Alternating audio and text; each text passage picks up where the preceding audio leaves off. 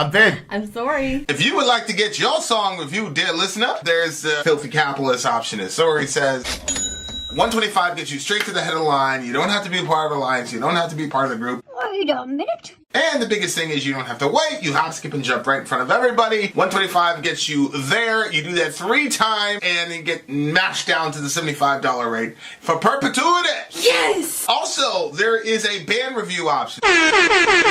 So if you've got a band and you're trying to get your band some exposure, hit me up at insori@gmail.com, and I'll show you the details about how to pull that off. You can also jump on Patreon, and there is a option on the tiers to be able to get your band reviewed. Yep. Obviously, we can't lie to you, so we can't guarantee a positive review.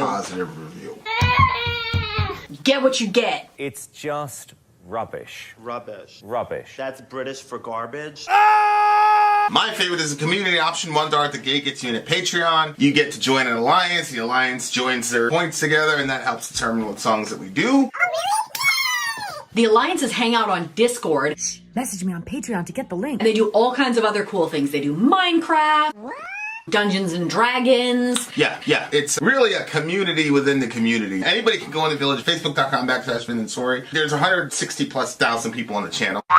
What's cool about the Discord is that it offers a real opportunity for community connection, friendship, that type of thing. And it's on Discord, so if you're not a Facebook person, it's for you. You start off at $1. Right. Plus you get exclusives. Sori and I are working on a song. So the first 15 seconds of that was on Patreon. Also, at $15 tier and above, when we actually debut the video, they're going to be there live with us. There you are, dear listener. Buy our merch. Is this it? And buy our merch indeed. The child shall lead them to buy our merch. Yes. Welcome everybody. I am Vin. That is the beautiful Sori. We are doing a song for, speaking of beautiful people, one of our most beautifulest human beings that we know personally, and it's the big homie Revo. Revo has been one of our, he has been responsible for bringing some really, really good, unique music to the forum. So I'm assuming this one's going to be no different. Do me a favor, go back there. To where I was? Yeah, show me, where's the banana one? Right here. Oh, that's the live one, though. We don't Yeah. want the live one. Okay, this is the Velvet Underground. The name of the song is Sweet Jane. You got the lyrics? Yes, I do. We got the lyrics. We're about to listen to Sweet Jane. And it should be an interesting one. It should be. We have the lyrics, and I am plugged in. Velvet Underground, Sweet I Jane. remember if my thing is supposed to be blinking or not blinking. I think it's supposed to be blinking. Well, it's doing the little pop-up thing, so I think okay. we're in good shape. Sori just got a new. Actually, no. Go ahead, say something. Blah, blah, blah, blah, blah. Hold on. Blah, blah. Okay, now Blah, we blah, can hear it. blah. Yeah, see, say Blah, it again. blah, blah, blah. Okay, Oh, so it's that supposed was to be solid. Yeah, Okay. so it was Sorry. picking up. That was picking up. That. Yeah, that's what I figured. I'm trying to move away from you. We have 2 mics, ladies and gentlemen. So this should be better than ever, inshallah. Always trying to be better for you guys. Okay, All here right, we go. this Velvet looks like a Underground. classic. It looks like old time rock and roll. So let's see. Old time rock and roll. Well, just I'm 1970. looking at the Holy cover. moly. All right, Oh let's yeah. do it.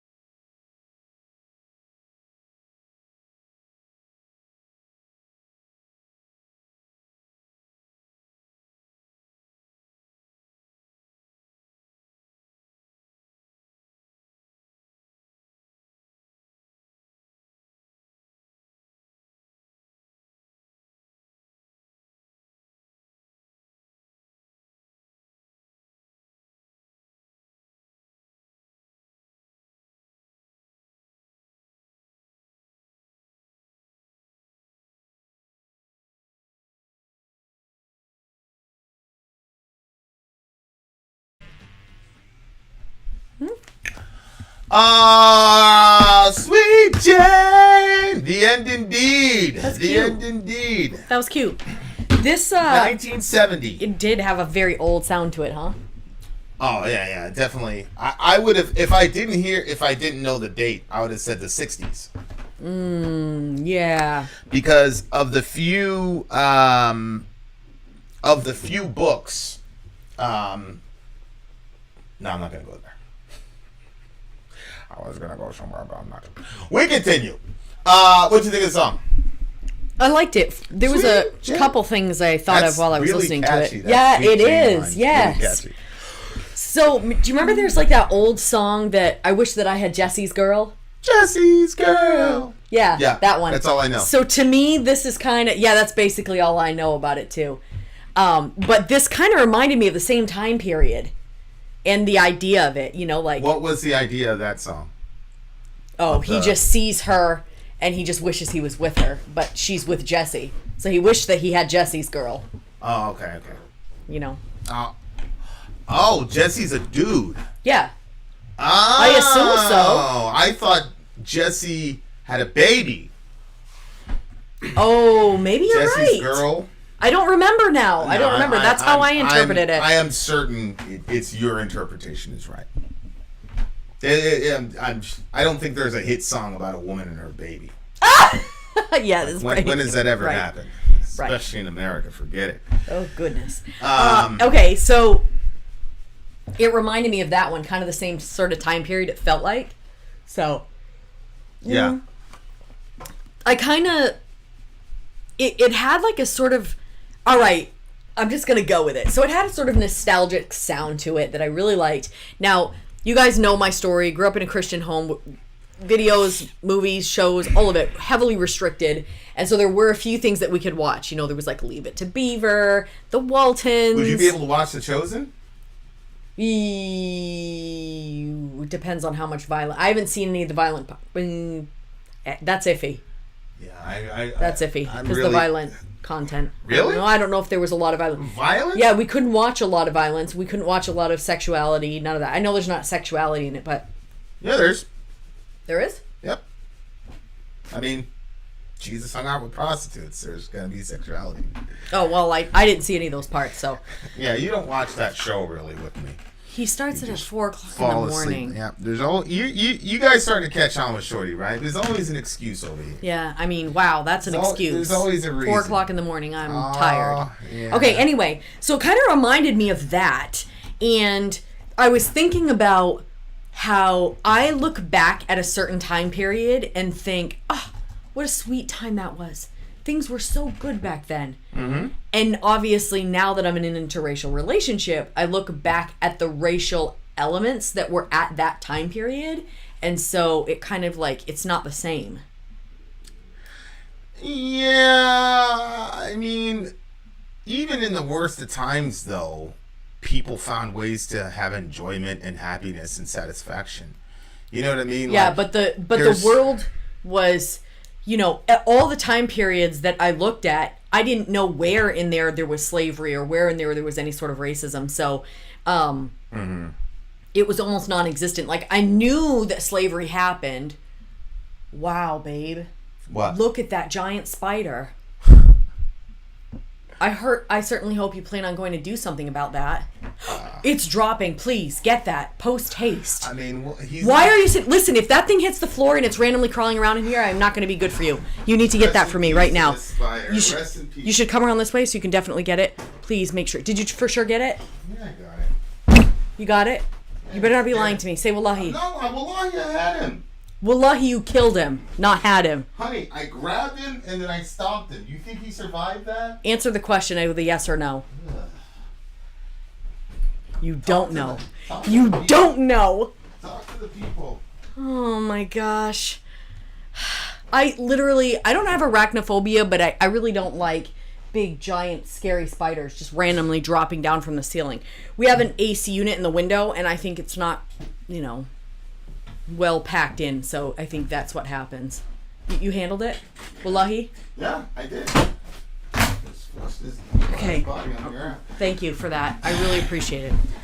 That's Ridiculous. it's a big deal to me. 2021. There's a women's movement, ladies and gentlemen. Listen, I'm with it where it makes sense to be with it. So I'm not going to say don't open doors for me. Fuck yeah, open the doors for me. Yeah, I think you have to carry my stuff. I'm good with that. You know. Yeah, I mean. So anyway, so it kind of reminded me of that time period. There's people suffering right now because of what we do, as Americans, right? Mm-hmm. So right now we know that people are suffering, and we still find ways to enjoy our lives and things like that. We call out our country when our country says and does horrible shit. Check out Middle America with Vin and Sori if you want to see us do that consistently. But if you want to keep liking me, I don't suggest you. you mosey over there. You mosey over there because you may find yourself. Yeah. It's angry at your brother. Yeah, you might find yourself angry at your brother. Correct. And your sister. I don't know. So yeah, like I don't believe that Yeah, look, like people suffer, but even at the time, like black people found ways to enjoy life and. Oh, I understand. Enjoy themselves, and I'm sure there's a lot of black babies that were created to this song. So, I mean, it happens. Like you can't let that, color everything, pun intended. I do think, that little piece of Americana and the American Pie thing, blah blah blah. Yeah. We know that it was, we know everybody didn't have that lived experience, but even the people that were having a hard time still found ways for joy and happiness with each other. And ultimately, the song's about a relationship, which at the end of the day, the way you overcome any societal issue, is going to be by relationship. So for me, I'm listening to the song, I'm like, okay, like the world's pretty simple for these people. Although I will say, I said it was nostalgic. Jack is in his corset and Jane is in her vest seems to be a bit of a provocative sort of thing. A dude in a corset, like, in 1970. Yeah, but I didn't know if it was like, I don't know if you remember seeing those old movies where they'd put a corset around the guy, and then they had that big white thing that they would roll down that if it got untucked, it would slap him. You remember that? Well, yeah, that's like the 1700s though. I didn't know if they were doing that. By 1970, dudes wearing corsets. That's provocative. That's not. I think that's like a nod to cross-dressing to a degree. Jane's in her vest, which is normally, vests are normally for dudes. And remember, it's 1970. Yeah, I for some reason pictured her in a vest at like working as a clerk or something. Yeah, the pantsuit thing really hadn't really taken off yet. So I think that's like a meant to be a provocative line. Probably is. About cross-dressing. He's like, hey, me, I'm in a rock and roll band, man. I'm good. So he's at like a. Where is he? Is he in like a train station, standing on the corner, suitcase in my hand? It's like the bus stop. He's like that's what I was picturing. Those were different. Riding in a Stutz Bearcat, Jim. I have no idea what that is. What's a Stutz Bearcat? I don't know. It must be some. So no, don't check it. Why? I want to see what it looked like. Well, we can check it later. I want the purity of the interpretation. Those were different time. Oh, all the poets, they studied rules of verse, and those ladies, they rolled their eyes. So that looks to me like he's talking about breaking out of the regimented rules of artistry, right? All the poets, they studied the rules of verse, and those ladies, they rolled their eyes. So maybe he's saying, girls don't like that song. Girls don't like that type of music anymore. Maybe that's what he's saying. Like Biggie was saying, bruise too much, I lose too much. You step on the stage, and girls boo too much. I guess it's because you roll with lame dudes too much. So it looks like he's saying, all the poets, they studied the rules of verse, and those ladies, they rolled their eyes. So it's like, yeah, you're doing the poetry correctly, but we've heard it all before type of thing. How did you interpret that? Well, they studied the rules of verse. I just thought they kind of had stripped it of its. Right. Like if you had poetry, and maybe your poetry was kind of asymmetrical in a sense, and maybe it was really good at that point, but then you start studying how poetry is supposed to be written, and then you make it that way. So then it's like, well, you kind of took the heart out of it because you had to change so many words to make it rhyme the way you wanted it to or whatever. Okay. That makes... Yeah. Okay, and so they're rolling their eyes like... we're looking at it the same. Then not you really think, liking it. or no? Yeah, because it's too mechanical. Yeah. Okay. Yeah. I could definitely see you doing that. See, Dorian would like look at all the rules or whatever. So this is a Stutes. Oh yeah, I would. I wouldn't be happy with that. Like, This is a Stutes Bearcat. The Stutes Bearcat was an American sports car in the pre and post World War I period. Essentially, the Bearcat was a shorter wheelbase versus 130-inch lighter version of the standard Stutes passenger car chassis. wasn't that the same car that was in Chitty Chitty Bang Bang? I don't know. I don't think I've ever seen that movie. Riding in a Stutes Bearcat, Jen, you know those were different times. Okay, so Jack is in his corset. I'm in a rock and roll band. Who's riding? Okay, so Jim is riding in the Stutes Bearcat? Look, let me tell you something. Jack, he's a banker, and Jane, she's a clerk. And both of them Save their monies. Ha! And when they come home from work, sitting down by the fire, the radio does play this classical music there, Jim. So he's a banker. That's why he's wearing the corset. Like, it's the same thing. They had to be really dressed up. No. You still think he's, like, cross-dressing at night, is what you're saying? I don't know if cross-dressing is still a word you shouldn't say. Well, I'm going to say it because that's all I know. Cross-dressing. So, it is what it is. Like, I'm not trying to be intentionally offensive. That's why I was saying that. I know, but we've done like 1,600 videos, so... Yeah. But not everybody's watched them. Yeah, but, I mean...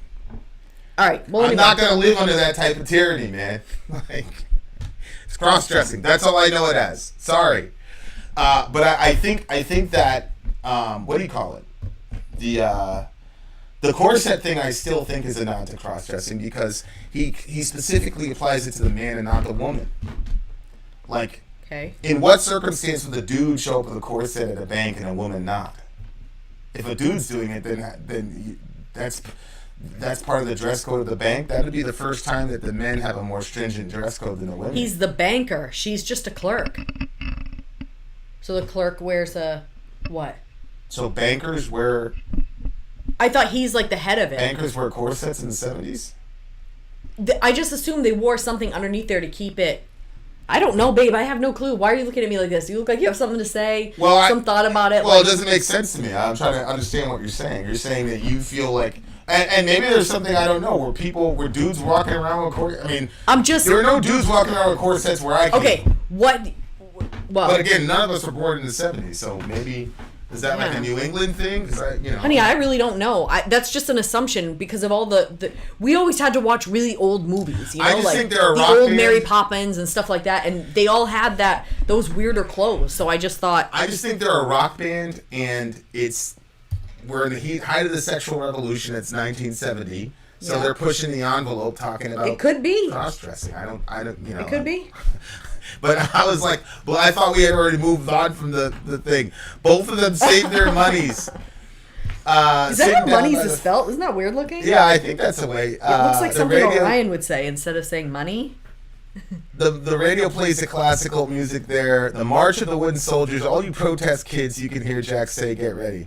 Protest kids, I'm assuming, Vietnam ended in 73. This is 1970, so obviously kids were protesting, Vietnam. Which would that have been any of the hippies or? That's And then shout out to Richard Nixon for creating the war on drugs to destroy hippies and blacks. Appreciate you, buddy. He was half successful. He destroyed the hippies, but we're still here, bitch. Shout out to Richard Nixon. And shout out to Beelzebub, who's his neighbor. He didn't. He didn't get rid of them. I think that they just all could go into hiding. I mean, they couldn't change they could just change their outfits and then it just looked different. Well, that's essentially getting rid of them. Because the minute that you cut your hair and you take a shower, you've just sold out to the man. That's the end of hippieism. Done. Mm-hmm. The March of the Wooden Soldiers. You know what's really interesting? So we're listening to this song and we're like, oh, this is an old school song. And then in this song, they're talking about the classical music on the radio. You know what I'm saying? So it's kind of like, scroll down. Sweet Jane. And then it says, some people, they like to go out dancing. Other people, they have to work. See, that right there was really interesting because I was listening. Yeah, I got kind of lost at this part. On my thing on Marxism. Mm-hmm. where, remember we were talking about that theory that, look, we've gotten so good at being efficient and mass producing things. Why does everybody have to work? And in Marxist theory, you know, what we call laziness and unproductiveness is really about, you know, he uses the term leisure. Like, what's wrong with leisure? What's wrong with that? What's wrong with people enjoying themselves? We've created all these things that we can now mass produce with food and things of that nature. So why do we have to continually grind? You know, before, when we were hunter-gatherers and things like that, of course you had to grind all the time. But why do you have to grind now? We've got all this shit. You know, we're not worried about lions and we find ways to mass produce shit. What's the problem?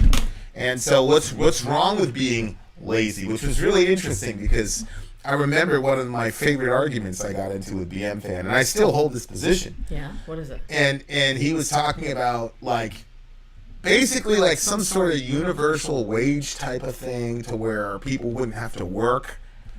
And I was like, whoa, wait a second here, because so me and my wife are grinding. We're spending all this time away from our kids to set up this business. Then we opened up another business, and there's another one that we're working. This is unplugged. We're working constantly. What the fuck are you talking about? Because, you know, I hadn't, and you know, I had the analogy. I said, BM Fan, if me and you and your girl, we crash landed on a desert island, we're the only ones that survive, and we got to go get mangoes or oranges, right? If you and your girl sit at the beach and play tic-tac-toe, and I have to go and brave those rattlesnakes and all that shit and get bitten by bugs, y'all ain't getting shit from me, bro. At all. You out there playing tic-tac-toe while I'm out there grinding, you ain't getting shit from me, man. And then he was like, well, what if somebody's injured? I'm like, obviously, if you're injured, I got you. But that's a form of... And it was really interesting to me because somebody said the irony of this guy telling this black guy he's got to work while he sits and does nothing. That sounds a lot like slavery. Of course, BM Fan is the least racist person on the planet that I know of.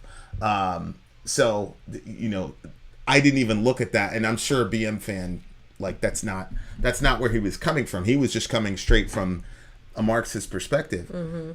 I think there's so much things about Marx that I agree with. And I understand what he's saying. That's it. Your career is over. To a degree. I know some of these people. They're just going to clip that piece and it's over. Yeah, I know. We're not going to read a book. We're not going to read Das Kapital. We're not even going to read the manifest. Nope. We just, what Tucker said it's bad. But, like, I loved that interaction because I was like, this guy's insane. Like, what is he talking about? I definitely see where Marx is coming from. I just don't think that is something that can translate in the real world. And nor do I think it should, because there are people that would absolutely take advantage of that kind of a system. Because there's always, for sure, of course. Yeah, I was listening to Joe Rogan, and you know he sounded like a $200 million. He sounded like an NBA deal with Spotify, right. And God bless him. Because there's this idea that if you generate a lot of wealth for yourself, it means de facto you're an evil person. You know, and so, you know, Bernie was doing this, the millionaires and the billionaires. So it's like automatically, if you're a millionaire or billionaire, you're a bad person. But your particular economic category isn't bad. So the perfect example of that would be Bernie. Right. He got so popular in 2016, he crossed the threshold, became a millionaire. And so the next time, it wasn't the millionaires and the billionaires, it was just the billionaires that were the problem. So it's like, so I'm looking at this. Some people, they like to go dance. Other people have to work. So the hippies were like, yo, let's start a commune and just get high and hang out in the woods and shit. Live off the land, you know, that type of shit. And like other people had to work. And that was the whole thing, was because you had these working class people that were, you know, and then, you know, that were told a certain thing. You have to work, you know, the cubicle, the subdivision, you know, everybody has the same car. Everybody has the same, you know, everybody lives in a subdivision. Yeah. Blah, blah, blah. Everybody's the same. And these hippies were like, man, fuck all this shit, man. We're going to go live in a commune. Nobody's going to work. We're going to work like an hour a day and we're just going to pool our resources and blah. And it was really spreading. And I think the government was like, there is no way we're going to be able to maintain dominance if this idea begins to spread. because there's no way you're going to have a country of hippies dominate the world. And make no mistake about it, they were anti-war too. Oh, 100%, 100%. And of course, the war in Vietnam was just a war of dominance. It was an ideological proxy war of the glories of capitalism crushing communism, blah blah blah blah blah. So you had the protest kids in that time period, and you had people that are like, yo, I don't want to be part of that system. Right. And that's when people really started giving Marx a hearing. Because you had people, on the side. That's such a crazy thing. Yeah, and I said, I can totally see why the government would want to shut that down for so many reasons. Of course. To be honest with you, I actually think the hippies were more of a problem than the racial elements. Like, why? Like, to me, if the hippie movement gets that big, the government is not going to be able to make all that off taxes. There's like so many things that's going to be bad. So when you say it's a problem, you're saying if you were one of these evil government people, you'd be going after the hippies more than the blacks. Right.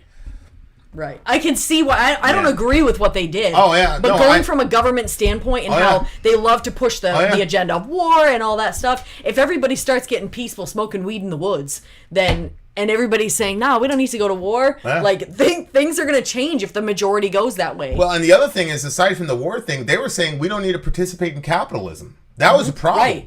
Right. They were saying we don't need your system. Right. And they didn't. Right. We'll make the irony, though, is that you had to have an America to be able to reject capitalism and still survive. Right. Yes. So, for me, I think the best possible... We were talking about this on the beach. And, this is something that... It was a conversation with Peter where I was like, oh, yeah. Where the best possible economic system is an economic system where you can monetize what you're most passionate about. So, in our current economic system, I will say I think capitalism is the best way currently to do that. So, in our current system, there are very few people that are able to go into markets like this, for example, and compete. It's extremely difficult to do, and there's a hell of a lot of grinding and innovation that has to happen, which America is the best at, in my opinion, not even close. Yep. There's lots of hardworking people out there. There's lots of innovative people out there. But when you combine innovation with hard work, you get America. So there, I think there was a lot at stake when the government officials were looking at the hippies, right? And they're looking at the blacks. They were looking at the hippies and the blacks as representatives of, and the hippies and the blacks were working together. That's the other thing. Yeah, right. And I don't agree with what they did. Just to what do you mean out there? Like, I don't agree with the war on drugs and everything they did to hippies and black people. I don't agree with that. I am just saying I understand why they did that. Right. That's why I say about a lot of these guys, like. Shout out to the 120 Republican senators who voted to keep the Confederate monuments up. Shout out to y'all. It is interesting, though, how, the scripture says the root, the love of money is the root of all evil. Yeah. And so you think they were just living off the land, and it wasn't so much about the money. It was just about, I don't even know what. It was about relationships, really, is what it came down to for the hippies. Right? That's cute. It's just about human relationships and connecting. So, and, Yeah. But this is like a good view into the time period. Like, other people say I have to work, just watch me now. And there's even some evil mothers. Well, they're going to tell you that everything is just dirt. You know that mean? You know that women never really fade and that villains always blink their eyes. Like... I just think it's the simplistic world that these people live in. The only reason the guy's eyes are blinking, it couldn't be because he's got something in his eye or whatever. Nope, he's a villain. Because if somebody's blinking, they're lying. Right? Yeah. Which is actually, like when they, that's one of the tells when they tell you in interrogation, all that. And also for counter-interrogation, they'll tell you to blink your eyes when you're telling the truth to really fuck with your interrogator. So, like, that there is an element of truth to that, but not as and don't get mad, but this is sometimes like some of the conflicts you and I have, right? Like where to you it's like, oh, boom, absolutely. this is black and white, and we've got a simple solution, and this has to be the reason this guy did X, Y, Z. Yeah. And I'm like, I don't know, bro. Like there could be something else, and it turns into. So like, it just looks to me like that's what he's saying. He's talking about the mothers, you know, that they kind of like overbearing, old school, like. Everything is bad. She always, always has a negative opinion about everything. Everything is dirt. Yeah. And, you know, villains always blink their eyes, and children are the only ones who blush, and that life is just to live is just to die. It's this, like, cynical sort of, you know, the worst possible. And there must have been some pretty miserable women at that time period, man, because Oh my gosh. think about it, like the revolutions were happening, and a lot of the hippie girls were getting free and like, you know, doing the bra burning thing. But then there were a whole bunch of other proper women who stayed in that world, and they must have been really jealous of those and bitter of those women. Yeah. There's a yeah, they would have been judging them and everything. There's a bunch of really angry old ladies that are mad at you for choosing freedom. So I mean, it is what it is. Shout out to y'all, you miserable bitches. All right, I'm enjoying my life, so and I'm enjoying her enjoyment. you should learn to forgive and let go and do whatever it is you have to do, so that way you can go on with your life. Yeah, with this part, well, I'm going to tell you that everything is just dirt. It reminded me of, somebody being totally negative all the time, but it also reminded me of, so my meme was French, and some people don't know what this word is. I'm assuming lots of people do, but she would say that everything was caca. So if we touched anything, because honestly now that I look back and I know more about like mental illness and stuff, like she was completely OCD, possibly some other things I'm not even going to name, but I definitely think she was OCD. 100%. And so, like, anytime we touched 100%. Anything in public, it was, like, very difficult for her. But she's the favorite. She's, aside from your mom, and you, obviously, she's my favorite member of your family. Like, not even close. Oh, you not actually... a week goes by, I don't think about her. The thing is, to be honest with you, you would have liked her because in the one sense, she would have, like... just like said stuff to your face, but at the same time she would have said stuff to your face. So yeah, you like that sort of thing. So anyway, so she would be like, I just remember being little, and when I was little I was not OCD at all. Like I didn't have any of that. I was like a complete slob and I loved it. And really? Oh yeah, absolutely. And Meme was always, hey, sorry, no, don't touch that, that's caca, put that down. Constantly. Everything I touched, I'm like, how is it that everything out here that looks so fun is caca? Yeah, everything's bad. Everything was bad.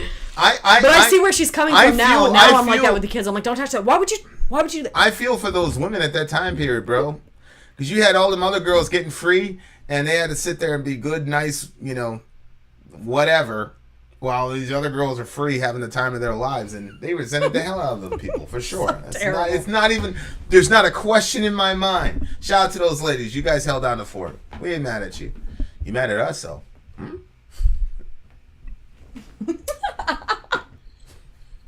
What do you give this song? Sweet Sorry. What do you give it? I'm actually gonna go with a Sweet Jane. I'm gonna go with a 9. Sweet.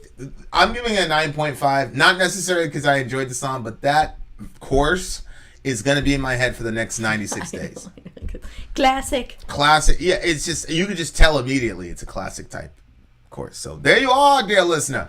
I'm giving it that. What are you giving it, Sori? I am giving it a 9. There you are. So thank you to our patrons. Here comes the video. Yes, and check us out. We're podcasters. We're also TikTokers, all that jazz. And here is the honor roll, ladies and gentlemen. Watch it to the end. Vin out. Sorry out. Gone.